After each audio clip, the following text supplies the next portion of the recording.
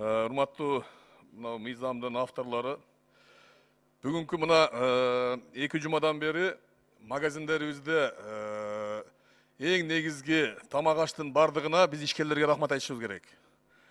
Рыночный механизм иштегендиги, ошо ишкерлерибиз эчтекеге карабай магазиндерди толтура кармаганына аларга рахмат айтышыбыз керек. Биз бул жерде аларга штрафты жазып атабыз.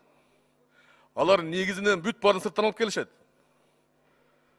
Анан кийин мынча баада алып келбей деген болсоң, алар алып келбей койсо, эртеге магазиндер бош калат.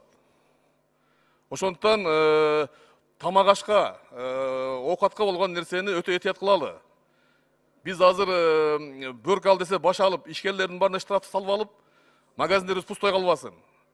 Мен сунуш кылам, жана комендант саатты бузган, жанагындай башкаларын калтырып туруп, ушул тамак ашка болгон немеге штраф дегенди алып салышыбыз керек.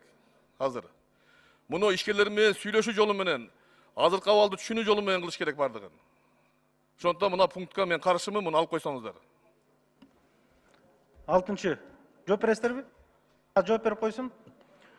Урматтуу депутаттар, бааларды негизсиз жогорулатуу бул азыркы мыйзам менен каралган. Эгерде бааларды негизсиз жогорутулса, азыркы мыйзам биринчи категориялык айып менен жазаланат. Биякта толукталган экинчи бөлүк болуп атат. Ошол эле бузуу өзгөчө кырдаал режиминде, өзгөчө же согуштук абал шартында эгерде жазалса, айыбы да чоңураак. Эми азыр элдин баары эле арызданып атышат. Кээ бирки дүкөндөрдө негизсиз эле, мен дагы бир жол белгилеп коеюн, негизсиз бааларды жогорулатып атышат да.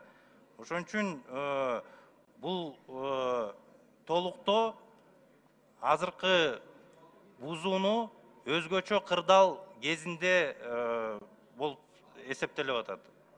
Рахмат.